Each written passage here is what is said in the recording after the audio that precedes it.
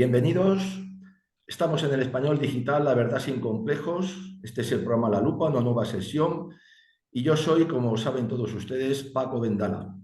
Hoy tenemos un invitado muy especial, que es Abdullah Arabi, que es el representante del Frente Polisario para España, con sede en Madrid, lógicamente. Bienvenido, Abdullah. ¿Cómo estás? Bien, un placer. Gracias por invitarme. Estupendo. Nosotros todavía mucho más agradecidos por aceptar nuestra invitación. Sabemos que andas con muchísimos líos. ¿Por qué? Pues muy sencillo, porque se cumplen 50 años de la constitución de la formación del Frente Polisario. Abdullah, lo primero, preguntarte, ¿feliz cumpleaños o triste cumpleaños? Bueno, feliz en un sentido de que cumplimos 50 años de resistencia y de lucha, con lo que todos los intentos que se han utilizado en contra del Frente Polisario se mantiene de pie, con sus objetivos intactos y con una unidad total por parte del pueblo saharaui y a su entorno. Y tristes porque son 50 años en los que la comunidad internacional no ha podido resolver un conflicto que realmente se basa en el ejercicio libre del pueblo saharaui a decidir mediante un referéndum de autodeterminación qué es lo que queremos para culminar un proceso de descolonización. Esas son las dos vertientes de este aniversario. Bien, entonces digamos un aniversario un poco agridulce, ¿no? Agrio por un lado, dulce por otro, porque lleváis 50 años de lucha ininterrumpida y manteniendo siempre la voluntad y luego la ilusión. Yo quería que dijeras a nuestros lectores, porque en España es que se desconoce, por desgracia, mucho, por desgracia, cuál es la base legal, cuál es la base real, cuál es la base reconocida internacionalmente por la cual el pueblo saharaui tiene derecho a su nación, a su país, un Sáhara libre, independiente y soberano como una nación cualquier otra. Bueno, el Frente Polisario nace para reivindicar la descolonización del territorio del Sáhara Occidental, que fue colonia española hasta el año 75. España, lejos de descolonizar el territorio, lo que hizo pues un acuerdo aquí legal en Madrid que se firmó sin pasar por las Cortes y mediante el cual España abandona el territorio dejando las puertas abiertas a una ocupación militar que dura hasta hoy en día por parte de Marruecos y hasta el 79 por parte de Mauritania de la parte sur.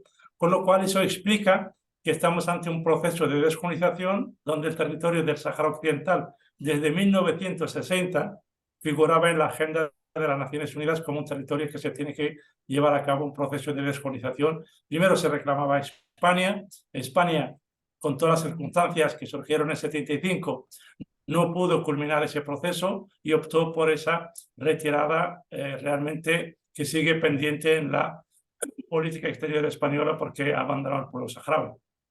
Por eso nosotros, cuando reclamamos el derecho a la autodeterminación del pueblo saharaui, nos basamos en el derecho internacional, en las resoluciones de las Naciones Unidas, y porque el territorio del Sáhara Occidental no formó nunca parte de Marruecos. Por lo tanto, es un territorio de un país que ha sido ocupado por otro país, Marruecos, como lo que está sucediendo en estos momentos en el corazón de Europa. Por lo tanto, son las dos situaciones similares a los que se le aplica por parte de Occidente recetas totalmente distintas. Y eso es lo que realmente da pena y entristece, viendo cómo el derecho internacional se exige y se reclama en un sitio en función de los intereses económicos y se obvia y se ignora en otro, como el Sáhara Occidental, también en aras de garantizar unos intereses ilícitos con Marruecos que incluyen los recursos naturales del Sáhara Occidental.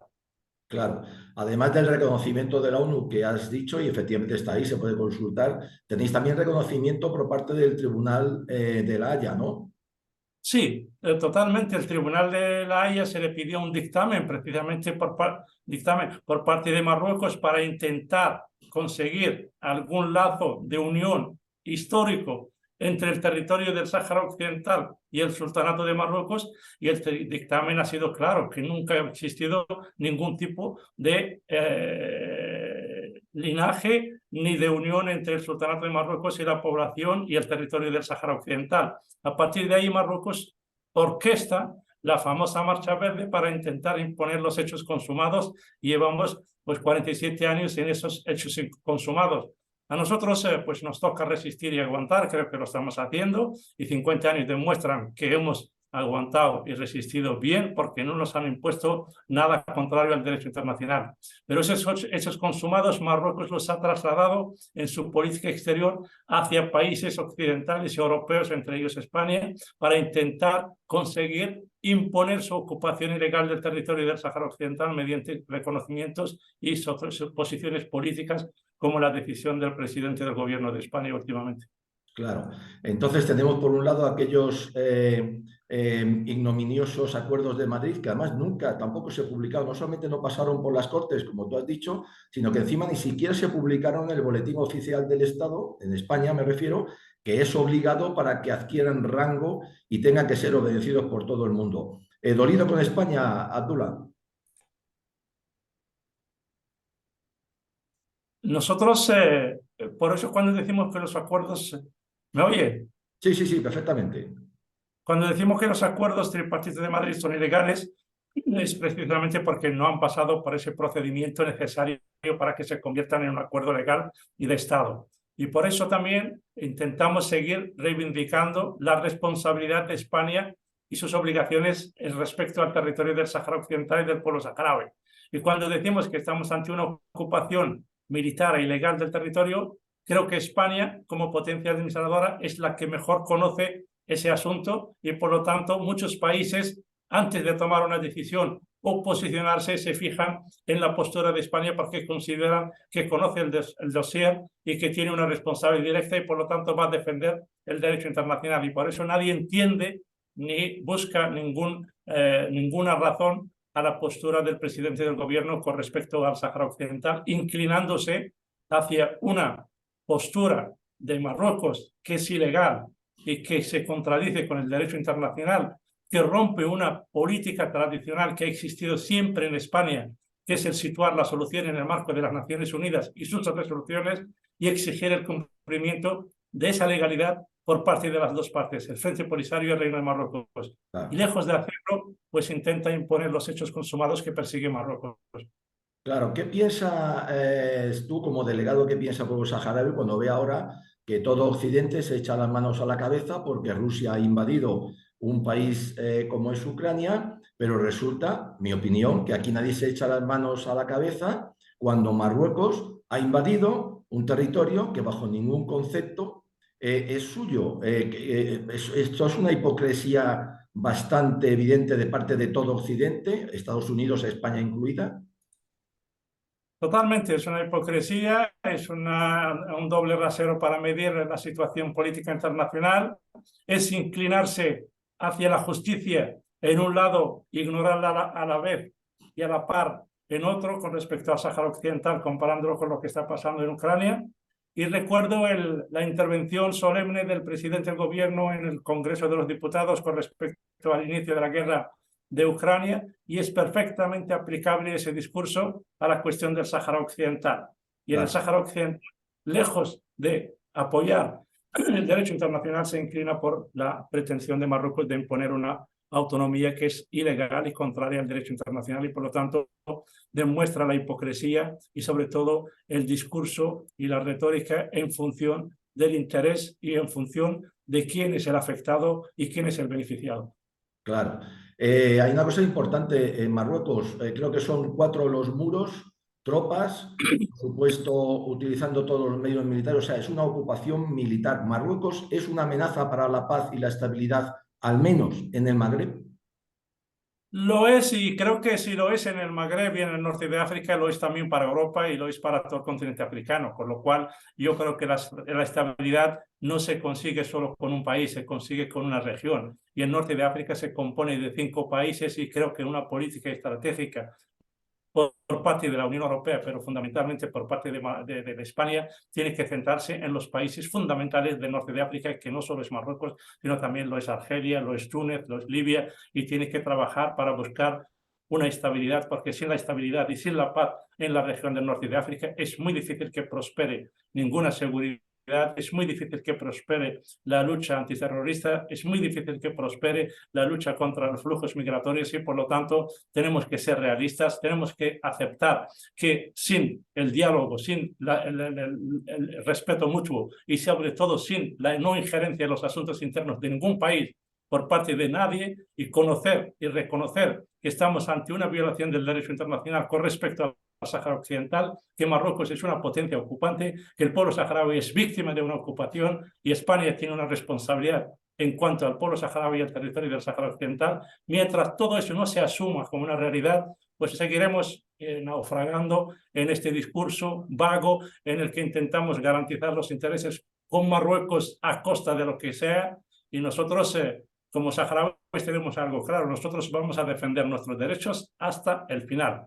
Pero es verdad que todo lo que se ha hecho erróneamente con respecto al Sáhara Occidental tampoco hemos visto que garantiza ninguna paz, ninguna estabilidad para la amenaza que sufre España por parte de Marruecos. Claro. Hay una cosa que a mí me llama la atención, yo creo que además, no sé si, me imagino que sí, que es bastante hiriente para vosotros, y es que en las maniobras conjuntas con Estados Unidos, Marruecos y Estados Unidos utilizan parte del territorio del Sáhara. Esto significa que militares, soldados... Eso, perdóname, Paco, eso no es cierto. Eso es la propaganda mediática de Marruecos. Claro. En ningún momento se ha utilizado parte del Sáhara. Se ha acercado a la frontera del sur de Marruecos con el Sáhara Occidental y la prensa marroquí lo vende como que no. Estados Unidos nunca ha utilizado las operaciones del African Lion en el territorio del Sáhara Occidental ocupado militarmente por Marruecos. Lo han utilizado en el sur.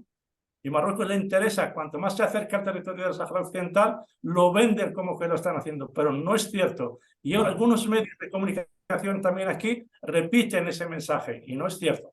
Vale, estupendo. Pues entonces estamos ante un mentiroso compulsivo. ¿Marruecos es un mentiroso compulsivo?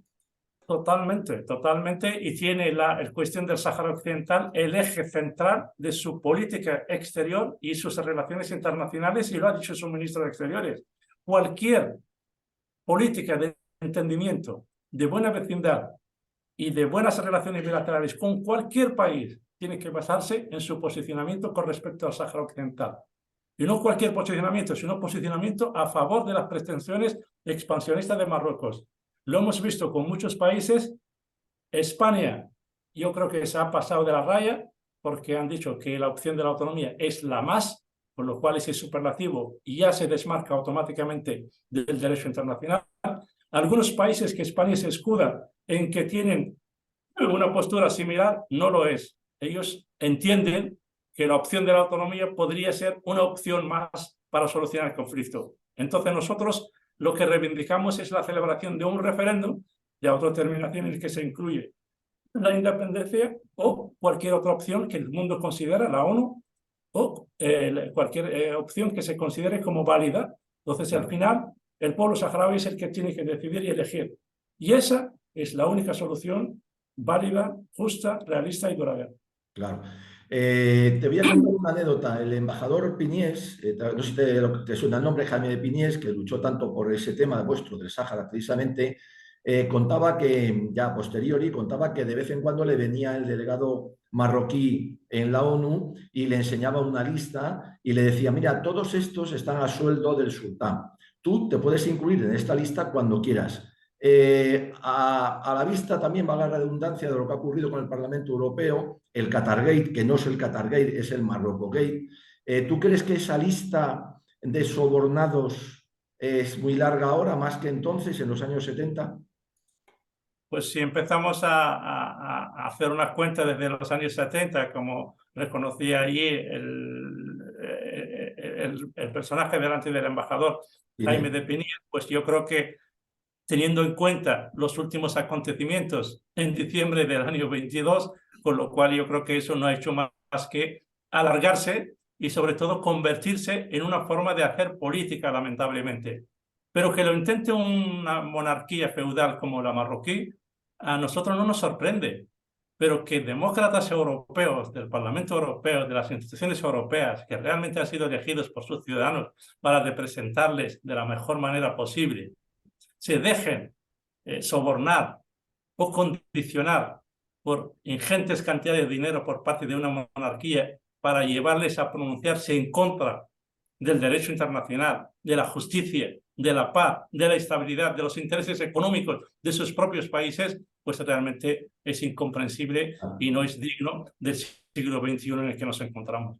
Claro, es que Abdullah, bueno, tú vives aquí, lo conoces, de ahí pasas por Europa para representar a tu pueblo, pero es que la corrupción, desde luego, en Europa, en Occidente, yo creo que va acelerada, galopante, y no sé si es que tiene freno. Lógicamente, esto también para vosotros es un hándicap y al mismo tiempo es un arma que utiliza Marruecos, ¿no?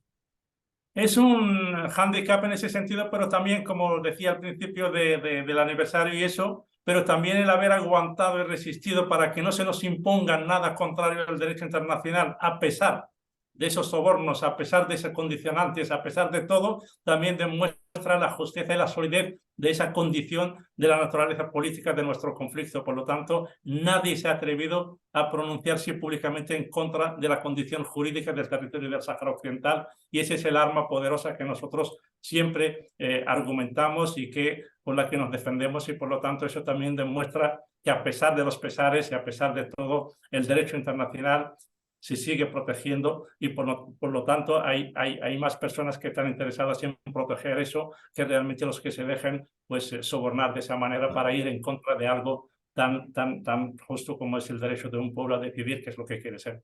Claro, es que hay una cosa que hay que dejar bien clara, porque son muy hábiles engañando los marroquíes. A nosotros nos toman el pelo todos los días, por desgracia. Él dice que, bueno, una autonomía al Sáhara, pero él no puede dar autonomía a un territorio que no es suyo. Para tú dar la autonomía a un territorio, tiene que ser tuyo, porque si no, entonces lo que estás es nuevamente engañando. Me interesa que dejes esto muy claro para que nuestros oyentes y seguidores no caigan en esa trampa. Sí, porque primero, parten de una premisa errónea. No se puede otorgar una autonomía a una parte de un país que has ocupado ilegalmente, que es la República Saharaui. Y ese Estado está reconocido por 84 países y forma parte de la Unión Africana, tiene relaciones con países latinoamericanos y por lo tanto es un país con el que Marruecos y la República Saharaui se sienten en los foros internacionales de tú a tú, con lo cual está ocupando parte de un territorio. Ceder una autonomía a esa parte del territorio del Sahara Occidental ocupado por parte de Marruecos es realmente tratar de que el Sahara Occidental forma parte de Marruecos, que no lo es. Por eso está el derecho internacional. Y por eso es más grave todavía la postura del presidente del gobierno de España, conociendo el territorio de fondo, conociendo las responsabilidades que tiene España, y se inclina por una autonomía como dando por hecho que el Sáhara forma parte de Marruecos. Y aparte de eso, es que la autonomía es incompatible con la Constitución de Marruecos. Y tercero, intenta compararla con las autonomías en España. Primero, estamos ante una monarquía feudal, que no existe la posibilidad de descentralización en Marruecos. Es que existe un rey que es absolutamente el poder absoluto en Marruecos, y por lo tanto tienen los rifeños reclamando una autonomía desde hace muchísimo tiempo. Pues ¿por qué no se la conceden? Claro. Y así demuestran al mundo que realmente la opción de la autonomía de la que hablan es una realidad. No existe la autonomía en Marruecos, no es posible. Y por lo tanto, yo creo que simplemente los países europeos lo saben, porque saben que la estructura feudal de Marruecos no permite la convivencia, no permite la convivencia entre las propias regiones de Marruecos y mucho menos absorber una parte de otro país que es el Sáhara Occidental. Nosotros creo que hemos demostrado sobradamente que lo que queremos es una solución mediante la vía pacífica que permita al pueblo saharaui decidir. Si el mundo considera que la autonomía es la mejor solución, ¿cuál es el miedo a otorgar al pueblo saharaui la oportunidad de decidir entre la independencia y la autonomía? Claro, ¿Por qué no lo hacen? Pues claro, porque saben que el pueblo saharaui optará por su independencia, y claro, por eso intenta desmarcarse de esa legalidad internacional. Y lo más triste, que hay países que siguen en ese camino. claro. Hay embargo, utiliza otra cosa sinuosa que algunos también caen en la trampa. Dice, bueno, es que claro, un Sáhara soberano, independiente, un país, una nación que se llame Sáhara y ocupe el territorio occidental del Sáhara, es que no es viable porque es mucho territorio para poca gente, para pocos ciudadanos. ¿Tú qué opinas? Pues opino que eso es aplicable a muchos estados que están en el corazón de Europa y que tienen una población inferior a nosotros, que le llaman Liechtenstein, Mónaco. Hay países pero la cantidad de población no determina si realmente un pueblo tiene el derecho a ser libre o independiente. Hay países muy pequeños en todo el mundo. Eso no es un argumento válido para intentar justificar una ocupación ilegal. Si el Claro, pueblo saharaui, Una vez que logre su independencia, pues trabajaremos por la integración del norte de África como una región económica, política, social, y no tenemos ningún inconveniente en hacerlo, y lo hemos demostrado y lo hemos expresado, con lo cual esos argumentos realmente pertenecen a la época de la Guerra Fría y no son actualmente aceptables, porque el derecho de un pueblo saharaui no lo determina ni su cantidad numérica, ni mucho menos si la extensión territorial abarca muchos kilómetros o pocos. Realmente tenemos ejemplos de países que forman parte de la estructura de las Naciones Unidas y son más pequeños que el territorio del Sáhara Occidental. Claro, teniendo en cuenta otra cosa muy importante, que es que ese país soberano tendría tres fuentes de producción muy importantes: la pesca, los fosfatos y el potencial turístico, que también es tremendo. Por cierto, hablando de fosfatos, Abdullah, os están robando descaradamente los fosfatos y vuestra riqueza, ¿no? Marruecos. Exactamente. Nosotros como país independiente seremos uno de los países con más alta renta per cápita con los recursos naturales que tenemos y la población a la que hacíamos referencia anteriormente. Nuestros recursos lamentablemente están en toda la parte ocupada por Marruecos, y Marruecos pues los ha transformado también en un arma para intentar condicionar esos posicionamientos políticos. Negocia con la Unión Europea acuerdos económicos que en teoría solo se aplican a Marruecos, pero él implica que abarquen también los recursos naturales del Sáhara Occidental, fundamentalmente la pesca y los fosfatos. Entonces nosotros, como Frente Polisario, en nombre del pueblo saharaui, hemos denunciado esos acuerdos y la justicia europea nos ha dado la razón en el 2016, en el 2018 y en el 2021. Ahora mismo hay un recurso por parte de la Comisión Europea, por parte de Marruecos y también por parte de España, hay que recordarlo, que está implicada en ese recurso, que tiene que solucionarse de aquí a finales de este año. Con lo cual, nosotros estamos muy esperanzados, entendemos que la sentencia de septiembre del 21 ha sido tan contundente y rotunda en los términos de la resolución, porque ha dejado claro que el Sáhara Occidental y Marruecos son dos territorios distintos y separados, y por lo tanto ningún acuerdo entre la Unión Europea y Marruecos puede afectar los recursos naturales del Sáhara Occidental sin el consentimiento del pueblo saharaui expresado a través de su representante, el Frente Polisario. Y eso se va a volver a reiterar. Con lo cual, ante este hecho y ante esta sentencia de un tribunal europeo, ¿qué haría el presidente del gobierno con su decisión de inclinarse hacia la opción de la autonomía, dando por hecho que el Sáhara Occidental forma parte de Marruecos? Con lo cual nos vamos a encontrar en un escenario muy interesante y coincidiendo también con un momento en el que España estaría presidiendo el Consejo de Europa. Vamos a volver entonces a este tema de España muy importante. ¿Sería bueno para el Frente Polisario, para los saharauis, sería interesante que, ya que España, que sigue ostentando la administración del Sáhara y demás, la traspasara a la ONU, como se hizo en su momento Portugal con Timor Occidental, y que al Timor Occidental le valió? ¿Podría ser un enfoque mejor para vosotros de esa solución, ya que España parece que, debido a este presidente, y no sé si al próximo que venga, desvaría totalmente y vulnera el derecho internacional? Es que es la misma fórmula. Realmente nosotros lo que pedimos a España es que haga con nosotros lo que ha hecho Portugal con Timor-Leste, o sea que realmente es lo mismo, y es asumir la responsabilidad de una realidad, de una historia que nos ha unido durante un siglo y que de la noche a la mañana nos hemos sentido abandonados, y desde ese momento no solo que no se ha asumido esa responsabilidad, sino que se está intentando actualmente en intentar realmente ayudar a Marruecos a imponer los hechos consumados, con lo cual nosotros lo que pedimos a cualquier gobierno de España es que asuma sus responsabilidades y sus obligaciones, porque las tiene, pero no porque lo decimos los saharauis, sino porque los marca el derecho internacional. El tema del Sáhara Occidental figura como un territorio no autónomo. De los 17 que hay en las Naciones Unidas, y hay un asterisco que señala la potencia colonial, es España.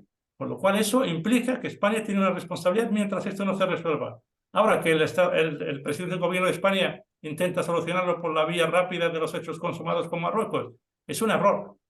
Y se ha visto que 2 años después, o 1 año y medio ya, vamos avanzando hacia absolutamente la misma situación. Cualquier encuentro en el marco de las Naciones Unidas, cualquier marco multilateral o bilateral, siempre se reitera las resoluciones de las Naciones Unidas y la solución dentro de ese marco, con lo cual nadie ha sido capaz de ir a las Naciones Unidas y pronunciarse como presidente del gobierno, ni siquiera el de España en el último discurso en la ONU ha podido citar el contenido de su carta en la sede de las Naciones Unidas. Se ha tenido que reiterar la postura y el apoyo a las resoluciones de las Naciones Unidas, porque realmente nadie hoy en día puede pronunciarse en contra del derecho internacional que realmente asiste al pueblo saharaui y a la cuestión del Sáhara Occidental. Por lo tanto, nadie entiende que alguien intenta inclinarse hacia una pretensión expansionista de Marruecos, pensando que a lo mejor que si le entregamos el Sáhara se acabaron los problemas entre España y Marruecos. Pues eso realmente es de ingenuos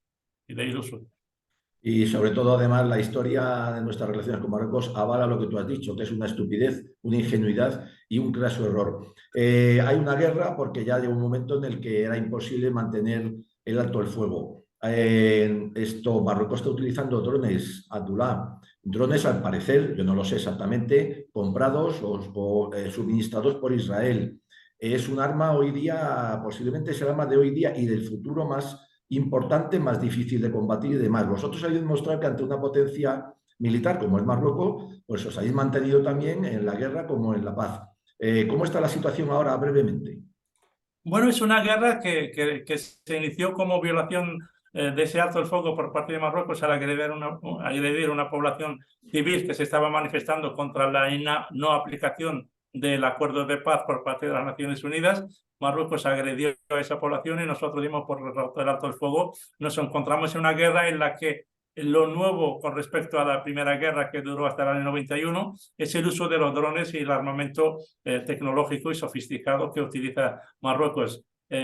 Llevamos 3 años ya de esa guerra, en el que se encontraba en una fase de hostigamientos con la intención de escalarla, porque realmente el uso de drones por parte de Marruecos es algo novedoso, está dejando víctimas, sobre todo civiles también, eso hay que resaltarlo, porque Marruecos utiliza esos drones para asesinar a civiles, no solo saharauis, sino también de los países vecinos, Argelia y Mauritania, y eso está documentado, está recogido en las Naciones Unidas. La misión de las Naciones Unidas sigue desplegada en el territorio, pero sin ningún papel, porque la existencia de una guerra no permite a la misión de las Naciones Unidas la movilidad necesaria para seguir aplicando algo que era el plan de paz que ya se había roto con el alto el fuego. Nosotros, a pesar de que estamos en esa guerra, a pesar del uso de drones por parte de Marruecos, creo que estamos resistiendo, estamos aguantando, pero también no hemos dejado de decirle al mundo que seguimos con la mano tendida hacia la vía pacífica, porque si algo por el que luchamos nosotros es por la paz. Y cuando hay una vía pacífica que realmente permita al pueblo saharaui decidir su futuro mediante un referéndum de autodeterminación, nosotros vamos a aceptar esa vía y vamos a acatar sus resultados. Lamentablemente, esta voluntad choca con una intransigencia total por parte de Marruecos, envalentonado por esos reconocimientos y esas posturas de algunos presidentes y algunos países de Occidente, y trata de intentar única y exclusivamente imponer el hecho consumado de la ocupación ilegal del Sáhara Occidental. Y esa es la realidad en la que nos encontramos en estos momentos. Digo, vamos a seguir con la guerra porque realmente la guerra es un derecho que asiste al Frente Polisario dentro del derecho internacional para defenderse y defender una parte ocupada por parte de Marruecos. Y segundo, seguimos con la mano tendida porque en el momento en que las Naciones Unidas, a través de su enviado personal, Staffan de Mistura, intente llevar a cabo cualquier negociaciones entre las partes, Marruecos y el Frente Polisario, eso hay que recordarlo, que las partes son dos, Marruecos y el Frente Polisario, y todos aquellos países que puedan aportar algo, pues nosotros siempre vamos a acudir con la mano tendida, con la voluntad sincera, pero siempre también con la amarga experiencia de los últimos 29 años que hemos firmado un alto el fuego y se ha convertido por parte de Marruecos en un mecanismo de intentar imponer su ocupación ilegal del territorio del Sáhara Occidental. Seguimos apostando por la vía pacífica, pero manteniéndonos firme en la vía que estamos llevando en estos momentos. Última pregunta, no te entretengo más, que tienes mucho que hacer y te agradecemos que haces esto. Vamos a ver, tú estás en España, eres el delegado representante del Frente Polisario. Sabemos cómo se las gastan los servicios de inteligencia marroquíes en el extranjero, en cualquier sitio. ¿Tú temes por tu vida en algún momento? Bueno, nosotros formamos parte de un movimiento que Marruecos intenta hacerle el máximo daño que pueda Evidentemente, la suerte que tenemos como representantes y como saharauis es que no pensamos de una manera personal, sino nosotros defendemos una causa, defendemos un pueblo, defendemos un movimiento de liberación, que es una lucha de generaciones. Algunos lo han iniciado, otros lo han continuado y ahora nos toca pues seguir nosotros ese camino hasta que venga la siguiente generación y continuar con eso. Evidentemente no escatiman esfuerzo alguno en intentar hacer daño, pero también realmente hago mi trabajo con la abstracción de esa realidad y trato de hacer el día a día, trato de seguir aportando mi trabajo hacia esta causa, hacia esta lucha, mientras tenga energías y salud para ello y por lo tanto el temor, pues la preocupación existe y hay que estar pendiente, pero no es algo realmente que nos alarma o nos inquieta porque formamos parte de un pueblo que ha dejado muchas vidas humanas en aras de garantizar este derecho del pueblo saharaui y creo que todo lo que estamos en el Frente Polisario y todo lo que aman la lucha del pueblo saharaui y sobre todo creen en la justicia de esta causa, pues entregan lo más valioso que tiene, que son sus vidas y en eso estamos. Muy bien, pues Abdullah, agradecerte de nuevo tu gentileza, felicitarte porque un cumpleaños siempre hay que felicitarlo, ¿eh? Feliz cumpleaños, que es lo más importante, y Gracias. bueno, pues a seguir en ese camino, os defiende el derecho internacional, os defiende la razón, la tenéis, y yo creo que algún día se os dará a pesar de ese país que no deja de dar problemas a todo el mundo porque no entiende lo que la civilización de bueno nos trae a todos cuando nos llevamos bien, en armonía y en paz. Muchas gracias, Abdullah. Muchas gracias, Paco, de verdad. Y yo creo que cuando se habla de la verdad sin complejos, pues no puede haber más que un camino que es el de la verdad y la verdad siempre sale triunfando. Muchas gracias. Correcto a ti, un abrazo muy fuerte.